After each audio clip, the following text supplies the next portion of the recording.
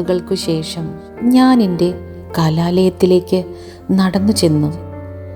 കാറ്റു തലോടി ആടുന്ന വൃക്ഷത്തലപ്പുകളും കണ്ടുപരിചയമില്ലാത്ത കുട്ടികളും പരിചയമുള്ള അധ്യാപകരും പൊട്ടിപ്പൊളിഞ്ഞ ഇടനാഴിയിൽ പ്രണയം കുറുകിയിരിക്കുന്ന ഇണപ്രാവുകളും അറ്റത്തെ എൻ്റെ ഒറ്റമുറി ക്ലാസ് റൂമും കണ്ടെങ്കിലും ഒരമ്മ മകളോട് വിട പറഞ്ഞു പോകും പോലെ എൻ്റെ കലാലയമുറ്റത്ത് ഞാൻ നട്ട വൃക്ഷത്തിനോട് വിട പറഞ്ഞപ്പോഴുള്ള മഴ എൻ്റെ ദുഃഖത്തിൽ ഈ മണ്ണും ഈ വിണ്ണും പങ്കുചേരുന്നതായി എനിക്ക് തോന്നി.